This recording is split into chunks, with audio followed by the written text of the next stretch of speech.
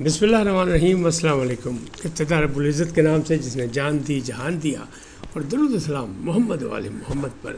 آئیے ان کے ساتھ ناصر نقوی حاضر خدمت ہے. سرکار کی آمد مرحبا مرحبا، آقائے دو جہاں کی آمد مرحبا مرحبا، رحمت للعالمین کی آمد مرحبا مرحبا. امت مسلمہ کو عید مبارک، یعنی عید النبی مبارک. آج بڑا اہم دن ہے دنیا بھر کے لیے، کوئی مانے نہ مانے، لیکن ہم کلمہ کو ہمارے لیے تو بڑا ہی عظیم دن ہے. اور اس آقائے دو جہاں کا دن ہے جس نے انسان کو جاہلیت سے نکالا، اندھیروں سے نکال کر روشنی کی طرف بھیجا، راستہ دکھایا، تعلیم کا، تربیت کا اور ایک اللہ کی عبادت کا. سب کو بہت بہت مبارک. اللہ ایسی خوشیاں ہمیں بہت دکھائے، سب کو دکھائے، پورے عالم اسلام کو مبارک. لیکن ایک پاکستان کے حوالے سے بھی آج کا دن بڑا اہم ہے. 6 ستمبر 1965 جنگ ستمبر، جس میں پاکستان نے اپنی کامیابی حاصل کی تھی اور دشمن کو خاک چٹائی تھی، اور ایسے ایسے کارنامے دکھائے تھے کہ آج تک انہیں یاد کر کے دشمن زخم چاٹتا ہے. اب تو اس کے پاس نئے زخم آ گئے ہیں مئی 2025 کے، لیکن پرانے زخم بھی ابھی بھرے نہیں اس کے، اسی لیے وہ ہمارا ازلی دشمن ہے. تو آج 6 ستمبر کے شہداء کو بھی ہم سلام پیش کرتے ہیں، جنہوں نے قربانیاں دیں، جنہوں نے جانیں کے نذرانے دیے، اور خاص طور پر سیالکوٹ سیکٹر پر یا لاہور سیکٹر پر یا چھم چوڑیاں سیکٹر پر جن لوگوں نے اپنی جانوں کی قربانیاں دے کر پاکستان کی حفاظت کی. تو آپ سب کو اس کی بھی مبارکباد، اس کو بھی ہم یاد رکھتے ہیں. دونوں چیزوں کی مشترکہ مبارکباد. اور آپ کو پتہ ہے چھم چوڑیاں کا جو محاذ تھا، وہاں پاکستانیوں نے ایک تاریخ رقم کی تھی، اور وہ تاریخ کیا تھی کہ ٹینکوں کے نیچے بم باندھ کے سب لیٹ گئے تھے. بڑی طاقت سے مظاہرہ کیا چھوٹی فوج نے، لیکن ہمت سے، بہادری سے، دلیری سے. تو آج 6 ستمبر ہے. 6 ستمبر کے شہداء کو مبارک، بلکہ ان کو خراج تحسین، اور ان کے خاندانوں کو مبارک کہ انہوں نے ایسے ثبوت پیدا کیے جنہوں نے وطن پر جانے نثار کر دی، نچھاور کر دی. آج سیاسی خبریں بہت سی ہیں. سب سے پہلے تو وہی ہنگامہ، انڈے کا پھنڈا. انڈا کہاں سے آیا، انڈا کس نے مارا، انڈا کیوں مارا انڈا، وہ ایک بحث چل رہی ہے، اس پر بھی بات کریں گے. لیکن دو بڑی دلچسپ خبریں، بڑی اہم خبریں جس کی وجہ سے بھارت بوکھلا گیا. ممبئی میں 14 پاکستانی دہشت گرد پہنچ گئے، اور امریکی طیارے نے جنگی سامان اسلام آباد پہنچا دیا. ان دو خبروں سے بھارت بوکھلا گیا. بھارتی میڈیا نے شور مچا رکھا ہے. بھارتی چینلز پر عجیب و غریب ایک داستان ہے. ان کی حقیقت کیا ہے یہ میں آپ کو بتاتا ہوں. پہلے پاکستان سے شروع کرتے ہیں. انڈا کیوں آیا، کس نے مارا، کہاں سے آیا؟ تو ابھی تک اس کی واضح بات سامنے نہیں آ سکی. سمابیہ طاہر جو ساتھ تھیں علیم خان کے، ان پر نشان لگایا گیا کہ انڈا مارنے والی خواتین جو ہیں وہ ان کے اشارے پر تھیں. کیوں کہ جب وہ علیمہ خان کے نزدیک آئیں تو لوگوں نے سنا کہ انہوں نے کہا اوکے، اشارہ کیا، اور اس کے بعد انڈا آ گیا. یعنی یہ کاردی لڑائی ہے، ٹیم باروں نہیں آئی مامدینہ. بہرحال ایسا ہونا نہیں چاہیے. ماضی میں اگر دیکھیں تو نواز شریف کو جوتا مارا گیا تھا، خواجہ آصف کو اوپر سیاہی پھینکی گئی تھی، احمد رضا قصوری پہ بھی سیاہی پھینکی گئی تھی. بہت سے واقعات ہیں ایسے جو نہیں ہونے چاہیے. سیاست نام ہے رواداری اور برداشت کا، سیاسی میدان میں تو ایسا نہیں ہونا چاہیے، کیونکہ سیاست میں سیاست ہوتی ہے، دشمنی نہیں. اور آج کے دور میں جب پورا ملک جو ہے وہ ایک آفت زدہ ہے، سیلاب، بارشوں نے مصیبت ڈالی ہوئی ہے، جہاں ہر کوئی پریشان ہے وہاں اس قسم کی حرکتیں اور نان ایشو کو ایشو بنا دیا جائے. تو کہنے والے یہ کہہ رہے ہیں کہ یہ سب پری پلان تھا. علیمہ خان نے ریئیکشن کوئی نہیں دیا اس انڈے پہ، بڑے مزے سے کھڑی رہیں اور بالکل کوئی پریشانی کا سامنا نہیں کیا. ماضی میں دیکھیں جب جوتا آیا تھا اپنا ان کے اوپر نواز شریف پہ، تو وہ فوٹیج دیکھیں کہ وہ کیسے گھبرائے تھے، کیا ہوا تھا. تو پھر یہ انڈا آیا، لگا بھی، ٹوٹا بھی، پھر بھی کوئی ریئیکشن نہیں. تو لوگ یہ کہہ رہے ہیں کہ یہ فرینڈلی گیم تھی. بہرحال یہ ان کا ذاتی معاملہ ہے، اندرونی معاملہ، ایسا ہونا نہیں چاہیے.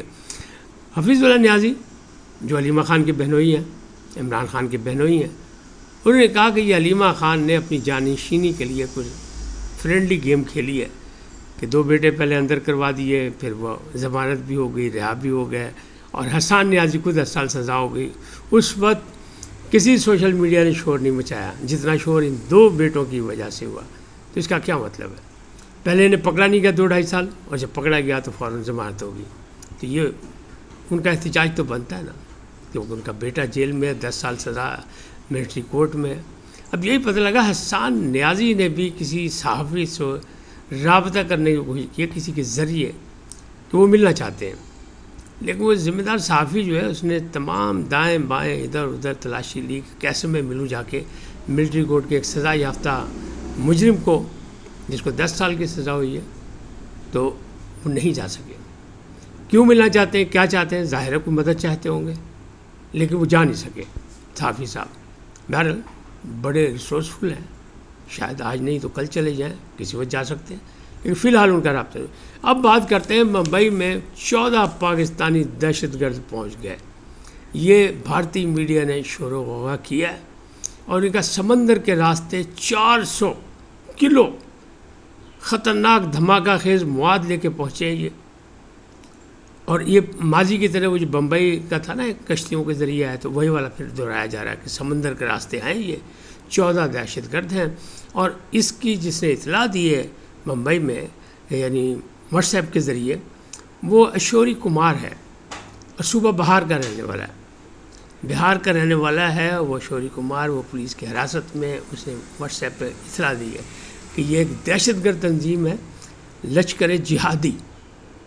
اب لشکر جہادی کے نام کی پاکستان میں ابھی تک تو کوئی ایسی تنظیم نہیں ہے کسی جگہ پہ، یعنی ایسی بھی نہیں ہے کہ جس کو حکومت نہ مانتی ہو یا پاکستانی جانتے ہو، کوئی ایسی نہیں ہے. تو انہوں نے اس کو نام دیا لشکر جہادی کا، کہ ایسی ایک تنظیم میں اس کے 14 ارکان پہنچ گئے. اور اب ممبئی میں کسی وقت بھی یکے بعد دیگرے دھماکے ہوں گے ماضی کی طرح. ماضی میں 10 ہوئے تھے، شاید اس دفعہ اس سے بھی زیادہ ہوں، کیونکہ 14 افراد ہیں. تو بھائی صاحب ڈرامہ یہ پہلگام والا ڈرامہ یہ حالی راضی نہیں ہوا ہے مودی نئے سے نئے ڈرامہ کر رہا ہے. لیکن دوسری جانب ایک اور جو ڈرامہ کیا ہے وہ یہ ہے کہ جناب امریکہ کے بڑے یعنی C-17 جو مال بردار طیارے ہیں وہ نور خان ایئرپورٹ اسلام آباد یعنی راولپنڈی میں اترے، اور انہوں نے جناب 9:50 پر لینڈنگ کی. اس کے بعد وہاں کچھ گھنٹے وہاں رہے، اس کے بعد وہ اڑے، پھر وہ پشاور کی طرف گئے، اور جب وہ 10,000 فٹ کی بلندی پہ گئے تو ان سے رابطہ ٹوٹ گیا. یہ خبر بھی بھارت نے دی ہے کہ جناب یہ ہوا ہے. اور لگتا ایسا ہے انہیں نے آگے اس کو بڑھایا، اور وہ کیا بڑھاوا یہ دیا کہ لگتا ہے ایسا کہ امریکہ نے بھارت سے نمٹنے کے لیے جو ناراضگی ہوئی ہے جو ٹیرف کے سلسلے میں اور جو باقی معاملات میں، اور بھارت نے جو روس سے اور چین سے رابطے کرنے شروع کر دیے امریکہ کے بجائے، اس کا جواب دینے کے لیے پاکستان کو بڑے اہم ہتھیار پہنچا دیے گئے. جنگی جہاز آیا نور خان ایئرپورٹ پر اور اترا، کئی گھنٹے اس نے آف لوڈ ہوا، اور اس کے بعد پھر وہ اڑا، پھر پشاور کی طرف گیا، پھر وہ 10,000 کی بلندی پر اس سے رابطہ ٹوٹ گیا. یہ بھارتی میڈیا کا کہنا ہے. تو جناب اس کی جب تحقیقات کی گئی بالکل آئے وہ ایک جہاز کی بات کر رہے ہیں، ہم کہتے ہیں ایک سے زیادہ جہاز آئے. کہنے والے ذرائع یہ بتا رہے ہیں کہ 2 جہاز آئے، امریکن تھے، مال بردار تھے، نور خان ایئرپورٹ پہ اترے. لیکن وجہ کیا تھی؟ وجہ یہ تھی کہ پاکستان کی درخواست پر وہ امدادی سامان لے کے آئے، جس میں ادویات بھی ہے، خوراک بھی ہے، اور باقی بھی چیزیں ہیں جو، تو اس سامان کے لیے آئے. اور ابھی اور طیارے بھی آئیں گے. تو ہم یہ ان کو اطلاع دے رہے ہیں بھارتیوں کو، جناب علی اور طیارے بھی آئیں گے، ایوی ڈرامے بازی نہ کرو. آپ نے مئی میں جنگ ہار گئے، آپ کی منصوبہ بندی ناکام ہو گئی، آپ کہتے ہیں آپریشن سندور جو ابھی جاری رہے گا. بسم اللہ. پاکستان کے عسکری اور سیاسی قیادت نے کہہ دیا کہ ہم دونوں طرح راضی ہیں، مذاکرات کرنے تھے مذاکرات پہ آ جاؤ، جنگ کرنی ہے تو جنگ کر لینے. تو وہ تیار ہیں، لہذا ڈرانے دھمکانے کی کوئی بات نہیں. یہ سب فالس ہیں، فالس فلیگ.